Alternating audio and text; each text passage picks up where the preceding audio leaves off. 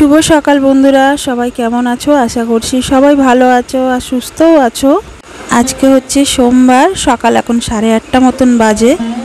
শ্রীকে স্কুলে নিয়ে যাওয়ার জন্য গুছিয়ে নিয়েছি আর ওকে সকালবেলা টিফিন করে দিয়েছি পাস্তা। সকালবেলা না ও ভাত খেতে চায় না, ওকে বলি একটু আলু সিদ্ধ ভাত করে দিচ্ছি, ঘি দিয়ে খেয়ে নে। তো সকালবেলা খেতে চায় না, ওই জন্য ওকে পাস্তা করে দিয়েছি। পাস্তা খেয়েও গেছে আবার নিয়েও গেছে। তো ওকে দিয়ে চলে এসেছি, তারপরেই দেখো বৃষ্টি চলে এসেছে। আর এখন আমি ঘরের সমস্ত কাজগুলো গুছিয়ে নেবো আস্তে আস্তে। মাঝে মাঝেই এখন থেকে থেকে বৃষ্টি হচ্ছে।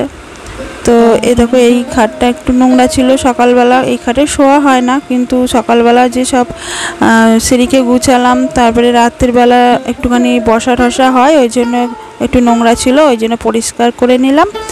আর এখন হচ্ছে আগে জামা কাপড়গুলো কেচে নিই, না হলে আবার যদি বৃষ্টি আসে না তো শুকাবে না। ওই জন্য কালকে তো বাপের বাড়ি গিয়েছিলাম, তো কিছু জামা কাপড় ছিল যেগুলো পরে গেছিলাম, সেইগুলো সব কেচে দিলাম। আমার বড় মানা ছোটো মানা সবার কেচে দিলাম। আর এবার হচ্ছে ঘরের কাজগুলো পরে করব, আগে কেচে নিই, তারপরে না হলে শুকাতে পারবে না, তাই জন্য কেচে নিলাম তাড়াতাড়ি করে।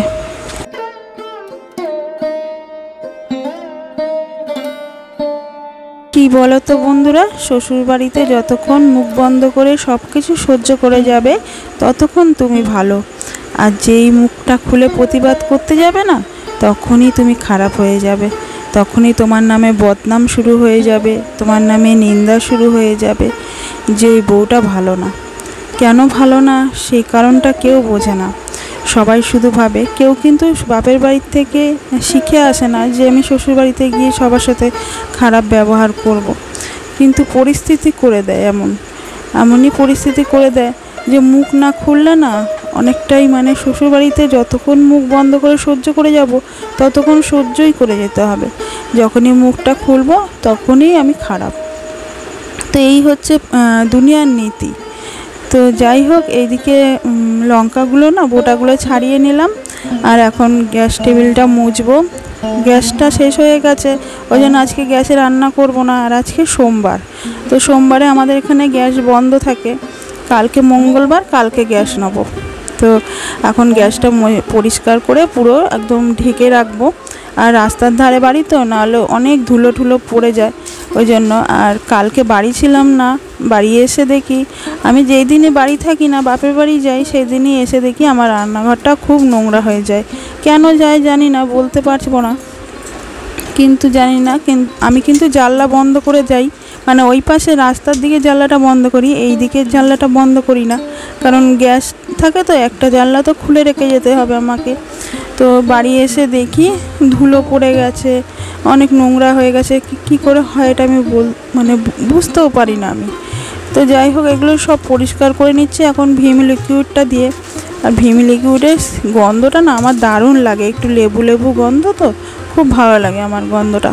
তো এদের পুরো টেবিলটা পুরো মুছে নিচ্ছি। আর ওইদিকে আজকে ইন্ডাকশানে রান্না করব, এইখানে ইন্ডাকশানটা রাখা ছিল, তো ইন্ডাকশানটা ওইদিকে নিয়ে নিলাম। আর ইন্ডাকশানটাও মুছে নেবো আগে। আর এদিকে দেখো, ওই ঝুড়িটা নোংরা হয়েছিল বলে ওই ঝুড়িটা এখন মাজবো। আর এই কোটোটার মধ্যে এগুলো রেখে দিলাম, বেলান চাকি, ছুরি, তারপর হচ্ছে গ্যাস লাইটার, এগুলো আলু ছোলা, এগুলো সব ওর মধ্যে রেখে দিই এক জায়গায়, নাহলে না আবার খুঁজে পাবো না কোথায় কোথায় রাখবো, ওই জন্য এক জায়গায় সব একসঙ্গে রেখে দিই। আর এই ট্রেটাও একটুখানি মেজে নেবো। আর ট্রেটা একটু নোংরা হয়েছে। আর নুনের কৌটোটাও মেজে নেবো, নুনের কৌটোটা নুন শেষ হয়ে গেছে, তো একেবারে মেজে তারপরে নুন ঢালবো।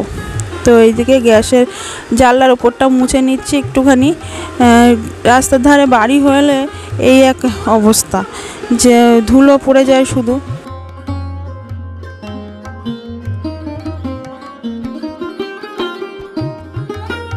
জানো তো বন্ধুরা, ছোটোবেলা থেকেই না আমি ঠিক মতন কথা বলতে পারতাম না, যেটাকে বলে গুছিয়ে কথা বলা, সেরমভাবে কথা বলতে পারতাম না।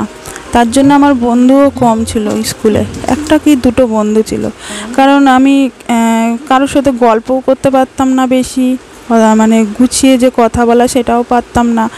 তো ওই জন্য বেশি বন্ধুও পাঠাতে পারতাম না। তো এখন এই পরিস্থিতির চাপে অনেক কথা শিখেছি। তো আগে অন্যরকম ছিলাম, এখন পুরো অন্যরকম হয়ে গেছি। ছোটোবেলায় যখন আমাকে কেউ কিছু বলতো, ছোটোবেলায় কি এই 2-4 বছর আগেও হবে, 2-4 বছর আগেও আমাকে যখন কেউ কিছু বলতো না, আমি কেঁদে ফেলতাম, মানে ঝগড়া করতে পারতাম না কারোর সাথে, এতটাই নরম মন ছিল আমার। তো পরিস্থিতির চাপে আস্তে আস্তে আস্তে আস্তে সেই মনটা এত শক্ত হয়ে গেছে না, এখন যতই কেউ কিছু বলুক আমার চোখ দিয়ে জল সেরকম বেরোতে চায় না, কারণ জলটা তো শুকিয়ে গেছে। এত মানে ছোটোবেলা থেকে সব কিছুতে, সব দিক দিয়ে, যে দিক দিয়েই কষ্ট পেয়েছি, শুধু চোখের জল ফেলেছি। তো চোখের জল ফেলে ফেলে ফেলে ফেলে এখন এত শক্ত হয়ে গেছি, সেই কথায় বলে না যে মানুষ শক্ত হয় তখনই যখন সে কষ্ট ভোগ করে অনেক, তো সেই রকমই এখন চোখের জল ফেলে ফেলে এতই কষ্ট সহ্য করেছি যে এখন আর চোখের জল বেরোয় না, অনেকটা শক্ত হয়ে গেছি আর মজবুতও হয়ে গেছি অনেকটা। তো এইদিকে দেখো রান্নাঘরটা মুছে নিয়েছি আর গ্যাসটাও ঢাকা দিয়ে দিচ্ছি, আর নিচটাও এই কোটোগুলো না একটু এলোমেলো হয়েছিল, তো সব গুছিয়ে রাখছি এই জায়গাটা পরিষ্কার করে। আর কালকে রথের মেলায় গেছিলাম, তো রথের মেলাতে গিয়ে কি কি কিনেছি তোমাদেরকে দেখানো হয়নি, আর কারণ ভিডিওটা অনেকটা বড় হয়ে গেছিলো ওই জন্য। আর আমি 10 থেকে 11 মিনিটের মধ্যেই ভিডিও বানাই, কারণ তার বেশি হলে আবার আমার ওয়াচটা না মানে ভিউজটা সেরকম আসতে চায় না, ওই জন্য আমি 10 থেকে 11 মিনিটের মধ্যেই ভিডিও বানাই। তো এদিকে রান্নাঘরটা মুছে নিয়েছি, আর কী কী কিনেছি তোমাদেরকে একটু পরে দেখাচ্ছি।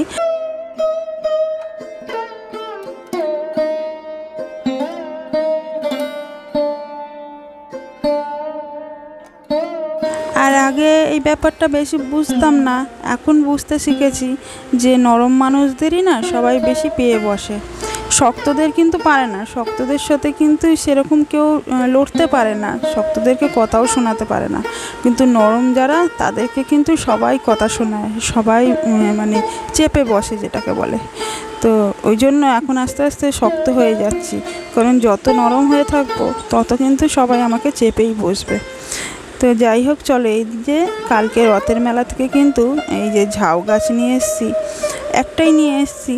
তো অনেক দিন ধরে ইচ্ছা ছিল গেটের সামনে একটা ঝাউ গাছ বসাবো, তো কালকে নিয়ে এসেছি। আরও অনেক গাছ কেনার ইচ্ছা ছিল, কিন্তু সেরকম গাছ পাইনি মেলাতে।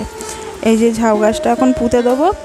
আর আমার না অনেক ফুল গাছের শখ, তো বাড়িতে আমাদের আগেও আমি ভিডিওতে বলেছি যে আমাদের এখানে এত গরু ছাগল না, যে আমি গাছই লাগাতে পারি না ঠিক মতন। আমার খুব ইচ্ছা যে আমার বাড়িটা পুরো ফুল বাগানে ভরা থাকবে, মানে চারিদিকে শুধু ফুল গাছ থাকবে। তো জানি না কবে সেই ইচ্ছাটা পূরণ হবে। তো একটা একটা করে গাছ বসাই। আর দেখো ছাগলে কিন্তু এই গাছটা বসিয়েছি, বা দুপুরবেলা একটু শুয়েছিলাম, ছাগলে ওপর দিয়ে একটুখানি খেয়ে নিয়েছিল জানো তো পরে, তো সেটা তোমাদের দেখানো হয়নি। আর এখন দেখো গাছটা বসিয়ে জল দিয়ে দিচ্ছি, আর এবার স্নান করব, করে তারপরে আবার তাড়াতাড়ি রান্নাও করতে হবে আমাকে, আবার সিঁড়িকেও আনতে যাব, 2টোর সময় ছুটি হয় সিঁড়ি। আর বড় মান আজকে স্কুলে যায়নি, ও ঘরেই আছে। তো এইদিকে আমি তাড়াতাড়ি করে এখন স্নানটা করে আসি আগে, তারপরে রান্নাটা করে সিঁড়িকে আনতে যাই, তারপরে তোমাদের সাথে দেখা করছি। স্নান করলাম, করে রান্না করলাম, করে পর গেছিলাম সিঁড়িকে আনতে, ওই জন্য আজকে রান্নাটা তোমাদের দেখানো হয়নি। তো চল আজকে কি রান্না করেছি দেখিয়ে দিই। খাবার রেডি করে নিয়ে বসেই আছি আমি। এইদিকে ভাত, এই যে ভাত একদম শর্টকাটে রান্না করেছি আজকে। এইদিকে হচ্ছে ডাল আলু,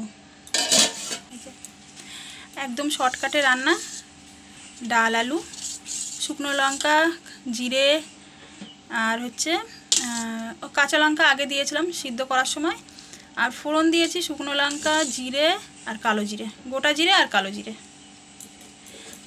আর এইদিকে করেছি বড় মানার জন্য একটা ডিম পোচ, আর ছোটো মানার জন্য একটা ডিম পোচ।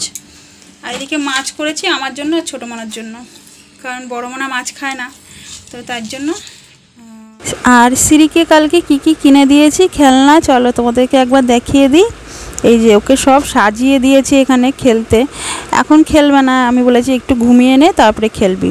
তো এই যে এই খেলনাগুলো সব মানে রান্নাবাটি, যেগুলো কড়াই, স্টোভ, গ্যাস, তারপরে ভাতের হাঁড়ি, চায়ের কেতলি, চায়ের সসপ্যান যেটাকে বলে, হাতা, খুন্তি, থালা, গ্লাস, তারপরে এদিকে বালতি, দেখো বালতিটা কি সুন্দর লাগছে, তারপরে কলসিও আছে কিন্তু।